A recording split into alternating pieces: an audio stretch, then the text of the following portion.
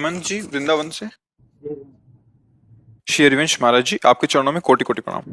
महाराज जी, कभी कभी जीवन में विभिन्न परिस्थितियों में जब हमें निर्णय करना होता है तो ये समझ नहीं आता कि इस परिस्थिति में ईश्वर क्या चाहते हैं। हृदय से कोई जवाब नहीं आता। कभी तो अंतर्यामी गुरु मार्ग शीघ्र प्रशस्त कर देते हैं। ऐसी परिस्थिति में क्या करें जब वे कोई जवाब ना दें? तस्मात् शास्त्रम प्रमाणम ते कार्या कार्यो व्यवस्थितो। श्री कृष्ण की वाणी गीता जी, ये उनकी आज्ञा नहीं क्या? आप उससे सुनो। कोई ऐसे क्रियाएं नहीं है जिनके लिए हमारे शास्त्रों ने बताया ना हो कि ये निषेध है, नहीं करना चाहिए, ये विधि है, इसे करना चाहिए प्रगट में। तो ऐसा कौन सा तो अधर्म क्षेत्र है जिसे आप नहीं जानते कि त्याग देना चाहिए? ऐसा कौन सा कार्य है जिसे आप जानते हैं कि करना चाहिए? आप देखिए, ऐसा तो मुझे नहीं लगता कि आपको ज्ञान ही नहीं कि ये करना नहीं चाहिए। आत्मना प्रतिकूलानि परेशान न समाचरेत, ये एक सीधा सूत्र है धर्म और अधर्म के निर्णय का। आत्मा लिखा, मन नहीं लिखा। आत्मना प्रतिकूलानि परेशान न समाचरेत, जो तुम्हें अच्छा नहीं लगता वो व्यवहार तुम किसी के साथ, तुम्हें कोई गाली दे, नहीं अच्छा लगे, मत गाली दीजिए। तुम्हारी बहन बेटी कोई गंदी दृष्टि से ताके, अच्छा नहीं, आप मत कीजिए ऐसा। तुम्हारा कोई धन अपहरण करे, आपको अच्छा नहीं लगे, आप दूसरे का धन अपहरण मत कीजिए। आपके शरीर को कोई काटे तो अच्छा नहीं लगे, आप किसी के शरीर को मत काटिए, मांस आदि मत खाइए। आप अपने बच्चे को शराब पिलाने के लिए कोई प्रेरित करेंगे क्या? नहीं करेंगे। अगर सच्चे पिता हैं तो आप मना करेंगे। फिर दूसरों को क्यों मित्र बनाकर शराब पिलाने की चेष्टा करें या पीने की? मतलब कई तरह से आप विचार करो तो कई ऐसे सूत्र हैं जो विशेष हमें धर्म में चलाते हैं, हमें सबको ज्ञान है, सबको पता है। फिर कौन सी ऐसी बात है जो जानना चाहते हो और भगवान तुम्हें नहीं जनाते? मतलब ये तो सही है। कुछ वक्त परिस्थिति ऐसी होती है जैसे छोटे निर्णय करते हैं घर गृहस्थी के। जैसे मैं एक जनरल एग्जाम्पल, जैसे ऑफिस से छुट्टी लेना है तो कल की छुट्टी ले या ना ले, तो एक जनरल स्वभाव बचपन से रहा है, तो एक निर्णय आता है कि कल मतलब की छुट्टी ले, तो ईश्वर चाहता है कि मैं छुट्टी लूं। नहीं, ईश्वर ईश देखो, अरे अखिल कोटि ब्रह्मांड नायक परात्पर ईश है। कल छुट्टी लेनी है, मुझे कौन सा धर्म कार्य करना है, कौन सा पारिवारिक कार्य करना है, इस पर तुम्हें विचार करना है। तुम्हें विवेक बुद्धि दी है ना भगवान ने। भगवान ही तो विवेक रूप से है। तत्काल निर्णय करो, छुट्टी लेना अनिवार्य है या नहीं। अगर नहीं तो हम ड्यूटी करते हैं, सेवा में आता है। अगर है तो हम छुट्टी लेते हैं। इसके विषय में भगवान से पूछने की थोड़ी जरूरत है। विवेक दिया है ना वो। हमें छोटी छोटी लघुशंका का प्रेशर है, हमें किसी से पूछने की जरूरत थोड़ी, बाथरूम जा रहे हैं। हमारे काम का प्रेशर है कि भाई ऐसा गृहस्थी में काम करना है, बेटी का ब्याह, परिवार का अमुक कार्य, खेती का कार्य या अमुक, हम छुट्टी ले लेते हैं। भगवान से निर्णय विशेष बात के लिए, अब जहां आपकी बुद्धि काम नहीं कर रही वहां बात ली जाती है, बात समझो। और जब हम भगवान के लिए कर रहे हैं तो निर्णय पूछने की जरूरत नहीं, फटाक से आपके सामने आ जाएगा। आप भगवत समर्पित कर्म कीजिए, अभी आप देखिए पूछने की जरूरत नहीं पड़ेगी। तत्काल हृदय में जलन हुई, गलत, तुरंत रुक जाओगे आप। नहीं नहीं, भगवान की इच्छा नहीं। आप हर कर्म को, हर समय को भगवान को समर्पित कीजिए। एक मिनट भी बिना समर्पण का नहीं जाना चाहिए। रात्रि में सो रहे तो पूरे दिन का समर्पण, जब जगे तो सबसे पहला काम प्रणाम करके पूरी रात समर्पण, एक एक मिनट। फिर आप देखो, जैसे अर्जुन का रथ हाँक रहे ना, ऐसे आपकी बुद्धि में बैठ जाएंगे और बताएंगे ऐसे चलो, ऐसे चलो, ऐसे चलो, और नाम जप करो। छोटी छोटी बातों के लिए हमें परेशान नहीं होना है। पता नहीं भगवान है तो मुझे बता दे, नहीं है ऐसा नहीं। कोई जब ऐसा निर्णय है कि अब आपके बस की बात नहीं, किसी की सलाह से काम बनेगा नहीं, फिर छोड़ दो उनके ऊपर और चल दो। फिर आगे देखो अपने आप संभालते हैं कि नहीं संभालते। अपने आप पकड़ लेंगे, मोड़ देंगे, आपको पता ही नहीं चलेगा कि हम तो जा रहे थे अमुक जगह, पहुंच का कैसे वहां गए। वो बात सुनवा देंगे, वो ग्रंथ दिखवा देंगे, वो बुलवा देंगे। अच्छा, यही तो प्रश्न था मेरा, समाधान हो जाएगा। उनका आश्रय ले लो। और ये छोटी छोटी बातों के लिए आपको बुद्धि दी भगवान ने, विवेक दिया है, उसके द्वारा निर्णय कर लीजिए। भावना राघव जी, हाँ, गुरुदेव आपके श्री चरणों में कोटि कोटि प्रणाम। महाराज जी, मेरा प्रश्न यह है कि जब शामा शाम गुरुदेव आपके दर्शन, चिंतन अथवा लीला गायन और श्रवण के समय जो भाव या आंसू आते हैं तो उन्हें कैसे छुपाएं या रोकें? आपके श्री मुख से हमें सुना है कि छुपाने की जरूरत नहीं, पर छपाने की भी जरूरत नहीं। स्वाभाविक जो हमारे हृदय में हो रहा है, जिसे हम रोक नहीं सकते, उस पर कभी कोई बाधा नहीं डाल सकता। पर अगर हम अपने उस भाव को किसी के सामने प्रकाशित करें, हमारा भाव नहीं है, और अभी स्थिति बदल जाए तो प्रभु जाने। हमारा भाव नहीं होगा कि हम कोई ऐसा दृश्य आपके सामने उपस्थित करें कि मैं बहुत प्रेमी हूं, मैं बहुत पहुंचा हुआ हूं। इससे फिर पाखंड का रोग लग जाएगा भक्ति को। और स्वाभाविक ऐसी विकलता स्थिति है तो फिर न लाज तीन लोकन की, न वेद को कहो करे, न शंख भूत प्रेत की, न देव जच्छते डरे, सुने न कान और की, दृश्य न और इच्छा ना। किसी का कुछ सुहाई देता है तो उस जब प्रेम अश्रु प्रकट होते हैं वास्तविक, तो सामने प्रीतम होता है, लोग नहीं होते। अब प्रीतम से क्या छुपाओ क्या दुराओ, तो दिलवर हैं, दिल की हर बात जानते हैं। हमें केवल अपने प्रीतम को सामने देखना है। जब हमारे सामने कोई व्यक्ति होता है और फिर उसको आंतरिक भाव होता है रिझाने का, फिर अश्रु या कोई सात्विक भाव प्रकट करते हैं, उसी को दंभ कहते हैं, उसी को पाखंड कहते हैं। कि अब वो बात रंग नहीं रही, बात हमको अपनी स्थिति में अचानक भाव बढ़ा, और तो फिर उसमें फिर हमें कोई डरने की कोई जरूरत नहीं, क्योंकि हमारा प्रीतम इस सब रूपों में विराजमान है। अहम का पोषण करने के लिए कोई भी भक्ति का दिखावा करना, वो दंभ को प्रकाशित कर देता है। दंभ रूपी रोग से ग्रसित होने पर भक्ति असमर्थ हो जाती है, भगवान को प्रकट नहीं कर सकती। दंभ से युक्त होने पर भक्ति भगवान को प्रकट नहीं कर होंगी, क्रियाएं होंगी भक्ति की, पर वो प्रकट नहीं हो, वो अपने भरतार को रिझाने के सामर्थ्य खो देती है। भगवत रसिक जी ने कहा है, विद्या रूप महत्व कुल धन यौवन अभिमान, सटकंटक देखे जहां राहे न भक्त निदान, राहे न भक्त निदान स्वांग सब नगर नार के, विषयन हाथ बिकाए नई रिझवन भरतार के। भरतार अर्थात भगवान श्री हरि को प्रसन्न नहीं कर पाएगा, वो लौकिक लोगों को रिझा कर अपने विषय सुख की याचना या चाह पूरी करेगा, वो भक्ति रंग भरी नहीं होगी। अब स्वाभाविक ऐसी स्थिति है, कुछ सूझ ही नहीं रहा है, विवश होकर, तो ये तो जगत पावन करने वाली स्थिति है, इसमें थोड़ी अंकुश अंकुश लगे तो प्रेम कैसा। प्रेम तो ऐसा निरंकुश है कि वो अजित भगवान को भी जीत लेता है। भगवान को प्रेमाधीन कहा गया है, तो उस प्रेम में जब अपने प्रभावित हो गए तो अपने कैसे रोक सकते हैं। भगवान अपने को नहीं रोक सकते, उस प्रेम से अधीन हो जाते। फिर तो जीव है, उसके अंदर जब प्रेम आएगा तो उसके रोकने की सामर्थ्य कहाँ। जहां तक हो हम दिखावा ना करें, फिर हो रहा तो करे तो क्या करें, करे तो क्या करें, रहा नहीं जा रहा, सहा नहीं जा रहा, वो स्थिति भगवान जानते हैं जी। रवि प्रताप सिंह जी आगरा से। राधा राधा श्री हरिवंश। राधे राधे महाराज जी, आपके चरणों में कोटि कोटि प्रणाम। महाराज जी, आपके एक सत्संग में सुना था कि हमारी विवेक रूपी कैंची और साधन का बल कम है इन पहाड़ रूपी विकारों को जड़ से उखाड़ने के लिए, किंतु अगर प्रभु की कृपा रूपी तलवार चलेगी तो ये पहाड़ रूपी विकारों को एक बार में ही उखाड़ फेंकेगी। महाराज जी, कैसे प्रभु की ये कृपा रूपी तलवार चलेगी हमारे सभी विकार। हाँ, शरणागत हो जाओ अंदर से। पहले तो देखो तुम हार गए हो कि नहीं हार गए हो, अंदर से देखे कि हम हार गए, अब हमारा बस नहीं है कि मैं इन पर जीत सकूं सच्चाई से। और तुम्हें वास्तविक उन भोगों से दुख महसूस हो रहा हो। अभी क्या होता है, हम लोग सुन के कि पापाचरण नहीं करना चाहिए, पर लगता अंदर से बहुत अच्छा है। हमारी बात क्यों नहीं सुन रहे भगवान, उसकी बात समझो। हमने सुना कि ऐसा नहीं करना चाहिए, नहीं करना चाहिए, पर अंदर से बहुत अच्छा लग रहा है वो करने के लिए, अंदर सुखद लालसा है। फिर कहते भगवान बचा लो, तो हम ये बोला ऊपर से, और अंदर क्या है, अंदर वो बहुत। तो जब तक उसका दुख का अनुभव नहीं होगा तुम्हें, उनमें घृणा भाव नहीं होगा, उनमें ये भाव नहीं होगा कि मेरा नाश करने वाले, तब तक अंदर से पुकार नहीं होती। और जहां अंदर से वो जो सुखद बात थी, वहां क्लेश पैदा हो गया, अशांति। अब नहीं, बहुत हो चुका, बहुत हो चुका, हे प्रभु अब कृपा करो, मैं निकलना चाहता हूं। आप देख लो, शरणागत होकर अंदर से बस बात समझ लेना। नंबर बिना मिले हेलो नहीं होगा, नंबर तभी मिलेगा जब अन्य कोई आश्रय, अन्य कोई चाह और भरोसा नहीं, एक भरोसो, एक बल, एक आस विश्वास, फौरन बात होगी। मतलब सेकंड तब व्यतीत होगा जब उत्तर तुम्हारे सामने होगा, फाइनल तुम्हारे सामने होगा, वो भगवान है। पर हमारा क्या होता है, अंदर जैसे हम चाहते हैं कि यार हम ऐसा ना करें, गंदी बात है, भगवान के खिलाफ बात है, पर अंदर से मिठास है, सुखद वृत्ति, फिर तुम्हें कोई नहीं बचाएगा। पहले जाओ वहां ठोकरे खाओ और दुखी हो, और जब तुम्हें असलियत में दुख समझ में आ जाए तब बताना, तब रोना, तब उसी समय फिर बात बना।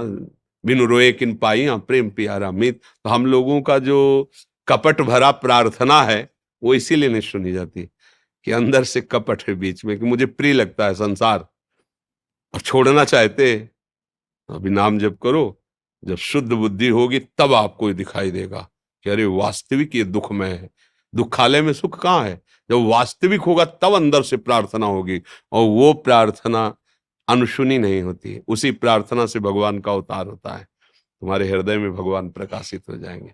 नाम जप करो, सत्संग सुनो, पवित्र भोजन पाओ, दूसरों के साथ अच्छा व्यवहार करने का भाव सोचो, फिर आपके हृदय में धीरे धीरे धीरे ये जो विकार हैं ये चुभने लगेंगे। बुराई जब अपने को बुराई रूप में आती है ना, दिखाई देती है ना, तो उसको हम निकाल सकते हैं। लेकिन बुराई जब हमें सुखद लगने लगती है, फिर हम नहीं निकाल पाते। अगर हम सो रहे हैं तो हमें कोई जगा सकता है, पर सोने का नाटक कर रहे हैं, फिर नहीं जगा सकता, क्योंकि हम सोने का नाटक कर रहे हैं। बात हमारी समझ में आ रही? फेसटा होने के बाद महर्षि बहुत ग्लानि होती है बाद में। अभी वो ग्लानि नहीं जिसके ग्लान के बाद फिर मन भयभीत हो जाए। ऐसे भयभीत हो जाता है कि अब अगर ऐसा हुआ तो अब जीवित रहना मुश्किल हो जाएगा। अब नहीं, वो ग्लानि उसे कहते हैं, अब नहीं हो सकता, ये हमें काट दे चाहे, पर हम अब ये नहीं कर सकते। अब उसे देखो, सदन जी महाराज ठाकुर जी के दर्शन, जगन्नाथ जी के दर्शन करने के लिए जा रहे थे, बड़े महान भगत हुए। तो रास्ते में भिक्षा के लिए किसी घर में गए। अब भजन करने वालों का एक अलग आकर्षण, खिंचाव होता है। तो जो घर में वो देखा तो नई अवस्था और भजन का बल तो तेज प्रकट हो रहा, तो उसने कहा बैठकर पा लीजिए, संध्या का समय था। सोचा चलो ठीक है, बैठ के पा ले। तो उनका आज यहाँ विश्राम कर लीजिए। सरल हृदय, ठीक, ऐसा नहीं होना चाहिए। भिक्षा लो, बाहर जाओ, मंदिर में सो जाओ, वृक्ष के नीचे सो जाओ, घर गृहस्थी में, क्योंकि वहां उनके परमाणु हैं, वहां उनकी गृहस्थी की लीला है। या कोई अलग ऐसा वास हो जो परिवार से अलग, तो फिर साधु महात्मा के लिए जिस घर में सब, उसी घर में शयन करने के लिए। बाहर, या तो बाहर दरवाजे के बाहर छप्पर पड़ा है ऐसा, या कोई देवालय या वृक्ष, ऐसा साधुओं के लिए कि घर गृहस्थियों से अन्न तो ले लिया, पर शयन हमारा एकांत में ही हो। पर वो सरल भक्त वहीं शयन। अब वो रात में, तब उन्होंने उत्तर दिया कि तुम कैसे स्वभाव वाली हो, तुम्हारा पति है अभी और तुम ऐसा। तो उसको लगा कि अगर पति ना रहे तो ये स्वीकार कर लेंगे, क्योंकि इन्होंने ऐसा कहा, तो पति की हत्या कर दी। भाई बोले हमने पति को मार दिया, वो सो रहे थे। कोई घोर अपराध, तू कितनी पापिनी है, अपने पति की हत्या। बोले अब ज्यादा उपदेश मत करो, जो मैं कह रही हूँ वो करो, नहीं अभी हल्ला मचाती हूँ, पूरे गांव के लोग आएंगे तुम्हें जान से मार देंगे। तो उनका नहीं, मरना तो है ही है एक दिन, मैं तैयार हूं मरने के लिए, पर मैं कुमार्ग का आचरण नहीं कर सकता। कुमार्ग का, तुम्हारी श्रद्धा भावना के कारण मैं रुक गया। उसने मचा दिया हल्ला, लोग आ गए। उनका पहले इसने हमने छेड़ने की चेष्टा की, जब मैं राजी नहीं हुई, मेरे पति बचाने पक्ष में आया, तो पति की हत्या कर दी और मेरे साथ ये अपवित्र व्यवहार करना चाहता। पूरा का पूरा भाव ही बदल दिया। और उनको बंदी बनाया गया, राज दरबार में ले जाया गया। पूछा गया कि आपने ऐसा आचरण किया? उनका नहीं। वो स्त्री बोलने लगी झूठ बोल रहा है। राजा ने कहा ये स्त्री तो फिर जैसा ये बोल रही वैसा आप करो। एक बार केवल नहीं बोला था, दोबारा नहीं। दोबारा सफाई की, मालिक की जैसी इच्छा होगी वैसा। बोले इनके दोनों हाथ काट दिए जाए। काट दिए गए, दोनों हाथ काट दिए जाए, दोनों हाथ काट। संत वेश में, इसलिए उनको जेल तो सजा तो नहीं, इनके दोनों हाथ काट के इनको छोड़ दो। दोनों हाथ काट दिए गए। गए जगन्नाथ जी, हंस करके कहे कि अब प्रणाम भी कैसे करे, हाथ भी कैसे जोड़े, आप ले तो कटवा दिए। और जो ये ऐसे किया, सो नवीन हाथ जब गए। ना हाथ कटने में उनको दर्द हुआ, ना कोई कष्ट हुआ। भाव यहां दिखाया कि अगर हम धर्म से चले, हमें काट दिया जाए तो भी हम अधर्माचरण नहीं करेंगे। फिर हमारा मन, हमारी बुद्धि हमको गंदे आचरणों में कैसे फिसला देती है। हमारी निष्ठा होनी चाहिए। अभी हम लोग थोड़ा सुन सुना के वो जलन है, अभी वास्तविक जलन नहीं है। अगर वास्तविक जलन होगी तो कोई हमें गिरा नहीं सकता, पक्का कोई नहीं गिरा सकता। भागोगे, भागोगे। जब आपको ज्ञान हो जाएगा ना कि असलियत में क्या है, संसार का खेल, माया कैसे फंसा कर हमें भजन विमुख करती, लगे रहो, नाम जप करो, अच्छे आचरण करो। वो स्थिति कोई दुर्लभ नहीं। अपने हृदय में जब भगवान बैठे हैं तो कौन सी स्थिति अब हमारे लिए दुर्लभ है? सब स्थिति आ जाएगी। विमल कुमार शुक्ल जी, रुचि जी, सुहाना जी। हरिवंश राजा। परम पूज्य गुरुदेव, आपके चरणों में कोटि कोटि दंडवत प्रणाम। महाराज जी, आपकी कृपा और श्री जी कृपा और आशीर्वाद से आपके दर्शन का सौभाग्य प्राप्त हुआ। महाराज जी, हमारे अंदर एक प्रश्न है। प्रभु, हमें एकाग्र भक्ति का रास्ता बताइए जिससे हम अपने जीवन को सदा श्री जी और बांके बिहारी जी की खूब भक्ति मिले। कुछ रोज सत्संग में एकाग्र और अनन्य भक्ति की ही चर्चा करते हैं, पर एक श्लोक से आप समझ लीजिए कि जब तक हमारे हृदय में विषय भोग की इच्छा, नवीन नवीन भोगों को भोगने में सुख बुद्धि, तब तक हमारी भक्ति में बात करेंगे पर निष्ठा नहीं आएगी। भोगैश्वर्य प्रसक्ता नाम तयापहृत चेतसाम व्यवसायत्मिका बुद्धि समाधौ न विधीयते। जब तक हमारा चित्त भोगों में अपहृत होता रहेगा, ये भोग लें, ये देख लें, ये सुन लें, ऐसा, जब एकमात्र भगवान का आराधन, प्रियालाल का आराधन, मच्चित्ता मदगत प्राणा बोधयन्तः परस्परम कथयन्ति च माम नित्यम तुष्यन्ति च रमन्ति च तेषां सततयुक्तानां भजतां प्रीतिपूर्वकम ददामि बुद्धि योगम तम येन माम उपयान्ति। पूरी बात भगवान ने। मच्चित्ता, भगवान के चित्त वाला। अभी हम संसार के चित्त वाले हैं। भगवान के चित्त वाला तब बनेंगे, चित्त में वृत्तियां प्रकट होती हैं। एक एक वृत्ति भगवान में लग जाए। मुरारी पादार्पित चित्त वृत्ति, श्री कृष्ण के चरणों में चित्त ही नहीं, एक एक वृत्ति लग जाए। जैसे समुद्र समुद्र की तरंग, ऐसे चित्त और चित्त की वृत्तियां, एक एक वृत्ति कृष्णाकार भगवदाकार हो जाए। मत चित्ता मदगत प्राणा। जैसे हम अभी प्राणों का पोषण जल से, अन्न से, वायु से करते हैं, ये प्राणवायु है, और प्राणवायु को पुष्ट करने के लिए स्वास्थ्यवर्धक भोजन पाते हैं, जल पीते हैं। फिर उसका जो एकाग्र भक्ति है, जो अनन्य भक्त है, उसका पोषण होता है कि श्वास चल रही और नाम छूट जाए, भजन छूट जाए, तो उसको इतना कष्ट होगा जैसे प्राण छूट गए। वो मदगत प्राणा होता है।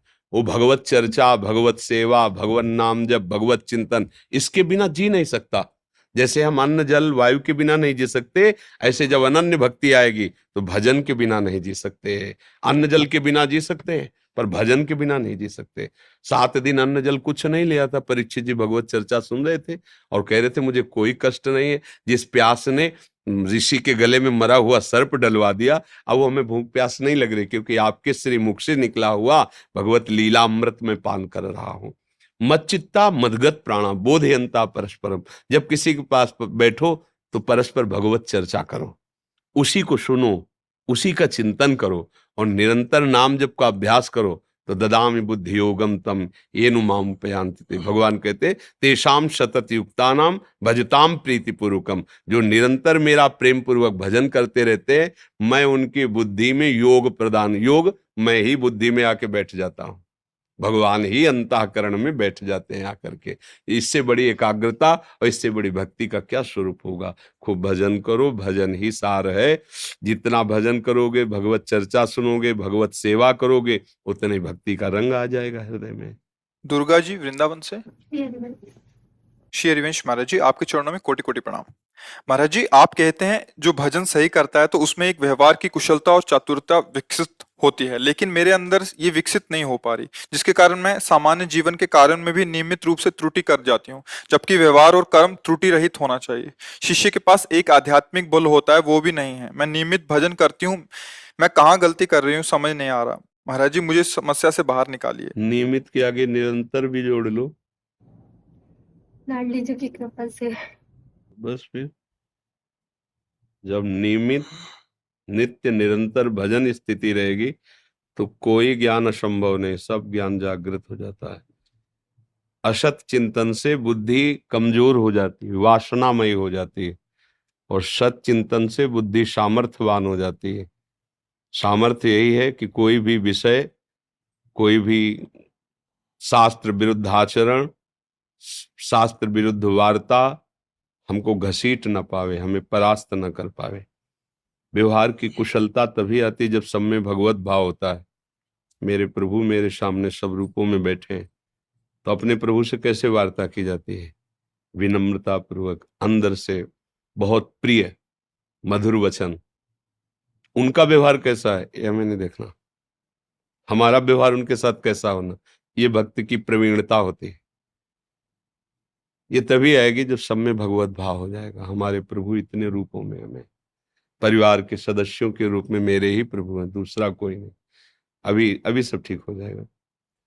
कैसे वो महाराज जी, जब कोई बात होती है मतलब कि भक्ति से रिलेटेड या कोई भी बात, तो सीधे सीधे ही बोल देते, तो फिर वो एक क्या सामने वालों को ऐसा लगता है कि जड़ भाव से बोल रहे हैं और उनको बात लग जाती है, फिर व्यवहार ऐसे में खराब। नहीं, इसमें एक बात ये देखनी है कि अगर सीधे सीधे बोलोगे तो तुम्हारे सीधे सीधे सहने की सामर्थ्य नहीं है, तो घुमा के बोलिए।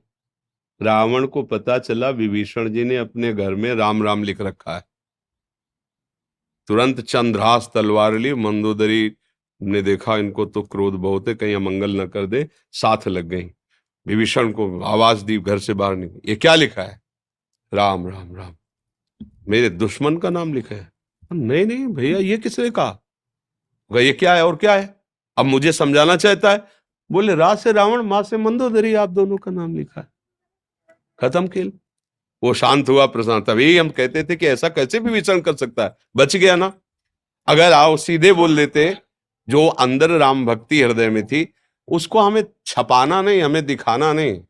पति से पति जैसा व्यवहार करो, सास ससुर से सास ससुर जैसा उनको हमको दिखाना नहीं कि मैं कोई भक्त हूं। अपने अंदर भक्ति का थोड़ा भी गर्व होगा तो हमारे, हम तो सत्य बोलते, तुम्हें बुरा लगे तो बुरा लगे, नहीं, शास्त्र ऐसा आदेश नहीं करता। सत्य बोलो, हितकर बोलो और मृदु बोलो। बात तो वही कर दी, मृदु शब्दों में कह दिया। क्या ए चल माला लिए बैठी है, हमें ऑफिस जाना है। जी जी, एक मिनट अभी आए। कल से हम बिल्कुल माला नहीं पकड़ेंगे जब तक आपको ऑफिस की तैयारी नहीं। आज सॉरी, आज गलती। क्या मृदु व्यवहार, सामने पति रूप में भगवान खड़े हुए हैं, कितना अच्छा है। तुम क्या, हमारे गुरुजी ने जप के लिए कहा है, हम उतना जप करेंगे, तुम्हें जाना है होटल में पी लेना चाहे। अब वो क्या सोचेगा कि यार क्या है भक्ति कर रहे, मेरे को तो ऐसा बोले, भगवान इसे कैसे रीझेंगे। हर व्यवहार में भक्त के अंदर प्रवीणता आती है, क्योंकि वो सामने अपने प्रभु को देखकर प्रसन्न करना चाहता है। इसलिए मुझे लगता है कि हमारी त्रुटि है, हमें सुधारना है। ये लोग जो कहते हैं ना कि मैं सत्य बोलता हूं, तुम्हें बुरा लगे तो लगने दो, ये अहंकार की भाषा है। सत्य कभी बुरा लगने वाली बात होती ही नहीं है। बहुत मृदुता से अपनी बात रख दी, ना स्वीकार करो, आपकी बात है, उसमें ऐसा कड़ुआ शब्द नहीं होता। बोले सत्य कड़ुआ होता है, नहीं, ऐसा नहीं है। सत्य बहुत अमृत होता है, आज नहीं समझे हो कल समझ जाओगे। सत्य बहुत मृदु होता है, बहुत अमृत होता है। सत्य कठोर नहीं होता है, सत्य मृदु होता है। जब भजन करोगे तो तुम्हारी वाणी, तुम्हारा हृदय, तुम्हारी चेष्टाएं सबको सुख पहुंचाने वाली बन जाएंगे। ऐसा नहीं करना। हम कई बार सत्संग में कहा है कि जिन माताओं बहनों ने गृहस्थ धर्म में स्वीकार किया है, पति पुत्र परिवार सास ससुर, सबसे पहले इनकी सेवा है भजन। श्री जी को, ठाकुर जी को विराजमान रहने दो। जब बच्चे स्कूल चले जाए, पति अपने सेवा में चला जाए, परिवार के जनों का नाश्ता हो जाए, खाली समय, अब ठाकुर सेवा करो। महाराज जी वैसे सेवा नहीं करते, मतलब सारे सबका ध्यान रखते हैं, ठाकुर जी को तो बाद में, माला भी चलते फिरते ही करते हैं, लेकिन जो एक होता है ना ये तुम्हारी मानसिकता है, उसके हम साक्षी नहीं है। हमारी बात को मानोगी, कोई परेशानी नहीं है। सब हमारे अनुकूल थोड़ी है पूरी सृष्टि में, तेरी मर्जी। जब आपको जीवन समर्पित है, हमारे द्वारा कोई ऐसा कर्म, ऐसी कटुता का व्यवहार नहीं होगा। हमारे साथ जैसा हो रहा है वो बहुत अच्छा हो रहा है, आपका किया हुआ मंगल विधान है, समस्या ही नहीं है। जिसके हृदय में समस्या है, अभी समाधान चित्त का नहीं हुआ, अभी भक्ति का रंग ही नहीं आया। भक्ति में कोई समस्या नहीं, मृत्यु भी समस्या नहीं, मृत्यु भी समाधान है। मरने से सब जग डरा, मेरो मन आनंद, कब मरी हो कब भेटी हो पूरन परमान। समस्या कहाँ है? समस्या एक बुद्धि की सोच है। समस्या भक्त के अंदर समस्या नहीं, नहीं, नहीं। ऐसा भक्ति को कमजोर मत समझो कि भक्त जो होता है वो समस्याओं से गिर जाता है। हर समस्याओं को रौंदना भक्ति के लिए चुटकी बजाने के बराबर है। कभी भक्ति के रंग को समझा कहाँ है? कौन सी समस्या में प्रहलाद जी रोए? 5 वर्ष के बालक है और त्रिभुवनपति दंड देने पे उतारू है, क्या बिगाड़ सका? अरे हम ऐसे भगवान के भक्त हैं, क्या समस्या है? कुछ नहीं। वो उसका विचार बोल रहा है, वो उसका विचार बोल रहा है, मेरा विचार क्या है? प्रभु मैं, इसलिए किसी के विचार का हमारे ऊपर प्रभाव नहीं, हमारे विचार का आपको स्वीकार करो तो प्रभाव पड़ जाएगा, नहीं तो हमारी भक्ति हमारे प्रीतम के लिए हो रही और सेवा पूरे संसार की हो रही, सबको हम संतुष्ट कर पावे ऐसा असंभव, क्योंकि अलग अलग विचार, अलग अलग चाहत, अलग अलग भावनाएं, हम किसी को असंतुष्ट नहीं करेंगे, सामने वाला असंतुष्ट हो जाता है, ये उसकी सोच है, ये उसकी माइंड की बात है, अपने को चिंता नहीं करनी। आज कुछ भक्तों ने आपके श्रीमुख से नाम चाहे महाराज। हम तो राधा वल्लभ श्री हरिवंश राधा राधा रटते हैं, आप लोग देख लीजिए। बस सबसे प्रार्थना है, देखो आप कृपा करके लाडली जी की कृपा से यहाँ आए हो, तो बिना कृपा के नहीं आना होता। आप टाकीज में जा सकते हो अपने पैसे के बल से, लेकिन संत समागम पैसे के बल से नहीं कर सकते। ये केवल अब मोहि भाव भरोसा हनुमंता, बिनु हरि कृपा मिले नहीं संता। अगर संत समागम मिला है आपको तो इतनी बात हमारी मान लेना, शराब पीना, मांस खाना, पराई स्त्री के साथ व्यभिचार करना, जुआ खेलना और दूसरे की धन की चोरी करना, इन 5 चीजों से बच जाओ और राधा राधा राधा जैसे हो वैसे ही तुम्हें भगवान स्वीकार कर लेंगे, निश्चित तुम सुखी हो जाओगे। हमारी बात मान लीजिए, बात में सारी बात छुपी हुई है, ये हमारी प्रार्थना में, आपसे कुछ लेला देला नहीं। अगर आप ये ऐसे गंदे आचरण नहीं करोगे, और राधा राधा तो हमारी लाडली जो बहुत कृपाल है, करुणा समुद्र है, आप कैसे बताएं। नेक हूं न रिस्क हूं, भूली हूं न होत सके, रहत प्रसन्न सदा ये मुखहास। ऐसी सुकुमारी प्यारे लालजू की प्राण प्यारी, धन्य धन्य धन्य तेई जे इनके उपास। वो धन्य है जिसके मुख से निकलता है राधा राधा राधा। खूब नाम जप करो, अच्छे आचरण करो, और इसी जन्म में दुख निवृत्त हो जाए, दुख नाम की चीज न रह जाए, और भगवत साक्षात्कार हो जाए, यही जीवन का लाभ है।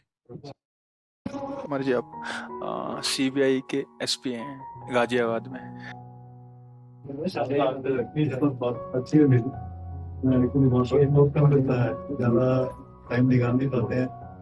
और आप लोग साथों के साथ में बैठने का, आने का, आज मैं सच बताऊं पहली बार आया हूँ। ये मैसेज हमारी आपको सुन के बड़ा व्यवहारिक लगता है, हर चीज आप व्यवहार से ही जोड़ते हैं, तो जबकि पूजा पाठ हमारे बस का बड़ा मुश्किल है। सुबह आधा घंटा पौना घंटा निकालने के बाद फिर भागने की लगी रहती है जी, तो जिंदगी नहीं गुजरेगी बस किसी का। उसी जिंदगी को हम भजन बनाते हैं, हम उसी को, जिसको आप नौकरी कह रहे हैं, जिसको आप ड्यूटी कह रहे हैं, उसी को हम भजन बनाना चाहते हैं। कि आज हमारी समाज में जो ये भेद बैठा कि माला चलाना भजन है और गोली चलाना भजन नहीं है, ये जो लगा है कि गीता का हम गायन कर रहे हैं, ये तो हम भजन कर रहे हैं, लेकिन गीता को स्वीकार करके जो आप आचरण कर रहे हो वो आपका भजन है। हम ये समझाना चाहते हैं कि आप पैंट शर्ट में भी भगवान के भक्त हो सकते हैं। आप एक महान साधु का जो आचरण वो आप कर सकते हैं, जो आप कर रहे हैं बस इसी को भगवत प्रीत्यर्थ कर दीजिए, यही आपका भजन बन जाएगा। क्योंकि सत्य वस्तु यही कि हम भगवान के हैं, सत्य वस्तु यही कि पूरी सृष्टि भगवान की है। तो सत्य बात यह है कि जो सेवा आपको मिली है वो भगवान की सेवा है, आप उसको ईमानदारी से बलपूर्वक अपने पद का सदुपयोग कीजिए और उसे भगवान के लिए समर्पित कर दीजिए, वही भगवत प्राप्ति का हेतु बन जाएगा, वही साधना बन जाएगी। ये श्रेय इनको जाता है, ये मुझे लेके आई है। हाँ, भक्ति स्वरूपा तो है ही है, तो इसीलिए जैसे बने वैसे नाम, जितना बने नाम, और जो भी कर्म करो उसे भगवान को अर्पित करते हैं। जब रात्रि में सो तो एक बार पूरी दिनचर्या को सुबह की जांचो कि हमारा एक कर्म कोई ऐसा तो नहीं बना जो भगवान को हम समर्पित नहीं कर सकते, और फिर उसे सारे कर्म को भगवान को वही आपको भगवत प्राप्ति करा देगा।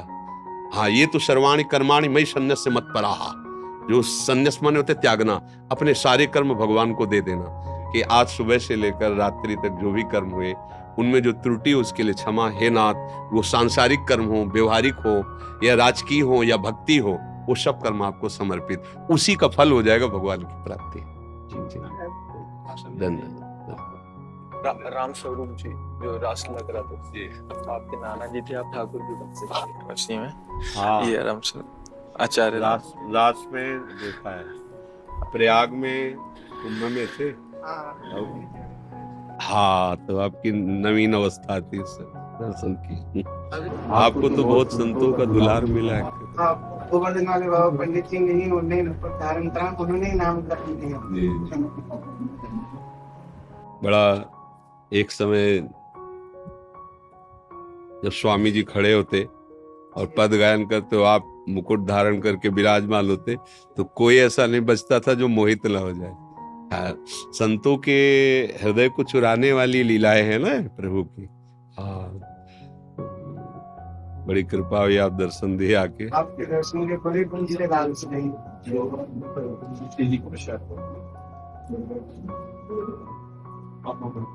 जब स्वामी जी महाराज हितधाम में थे तो 2 बार आए थे।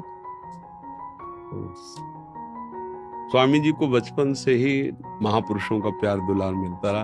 पंडित गया प्रसाद जी तो साक्षात अपना ठाकुर ही मानते थे स्वामी जी महाराज को, विभूति। अब आप देखो उन महापुरुष के रहने पर, और आप देखो एक समय था कि वो पांडाल प्रसिद्ध था, सबके लिए पिपासा शांत करने का स्थान था। 1 महीना स्वामी जी के द्वारा लीला ऐसी सुंदर, और धीरे धीरे बाबा महाराज ने आज्ञा करी बस में तक बनो बहुत छोटे से अब उनको धारण कराया, बोले ये अपने आप में आनंददायक स्थल है। जी महर्षि इतना सब आनंद और संतन को एक विशेष स्थान दिया जाता लीला जी जी और आपने तो दर्शन किया जी। वहां तक लोग खड़े होते जी। उसके इसीलिए अब धीरे धीरे जैसे कलिकाल बढ़ रहा है ना, तो अब ये जो भागवतिक स्वरूपों से लीला होती थी, इन पर लोग अब उनको कला चाहिए, मनोरंजन चाहिए, संसारिकता चाहिए। और जहाँ मोर मुकुट और चंद्रिका धारण करके प्रिया प्रीतम, तो रसिकों का हृदय जो है ना, लवालब प्रेम रस सोम, मतलब अब ये सुख धीरे धीरे क्या सेवा करें ठाकुर जी।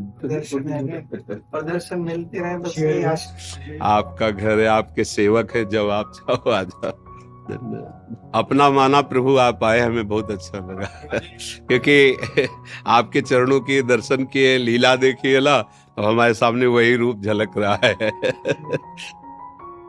मेरा एक प्रश्न, लड्डू गोपाल जी का छोटा सा गोपाल पिछले साल 2013 और 2022 में बद्रीनाथ गए थे हम लोग।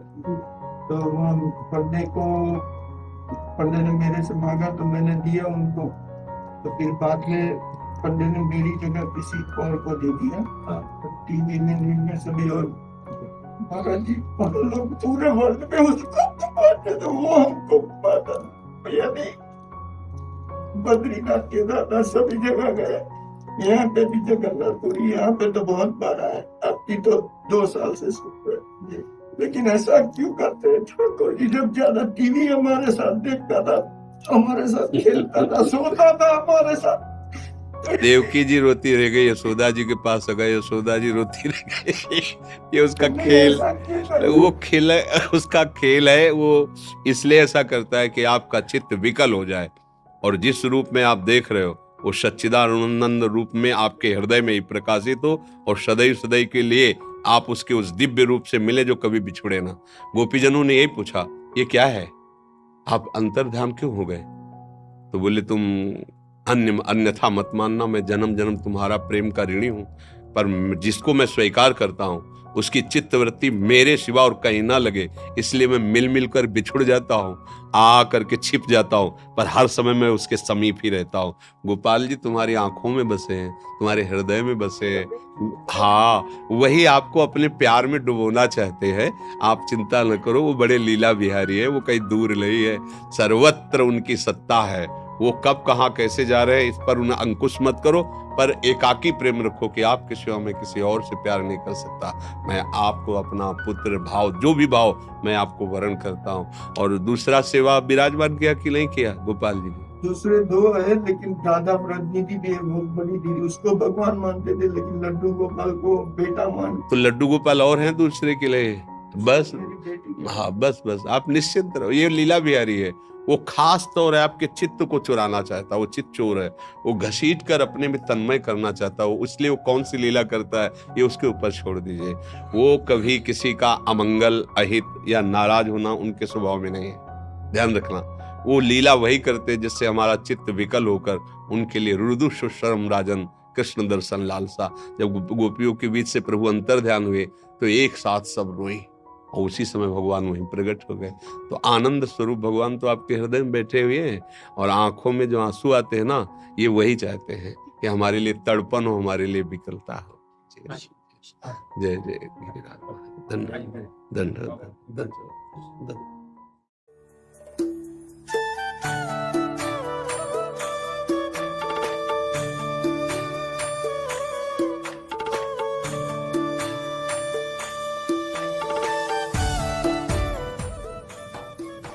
परम नलिन कॉलोनी महाराज जी के परिवार से हूँ।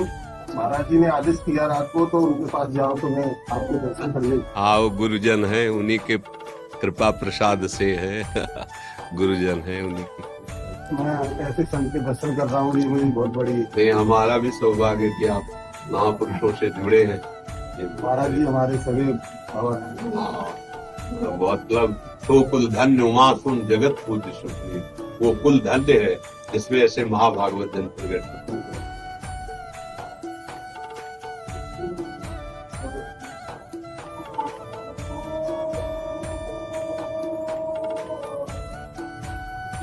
आज स्थापना दिवस है। जी।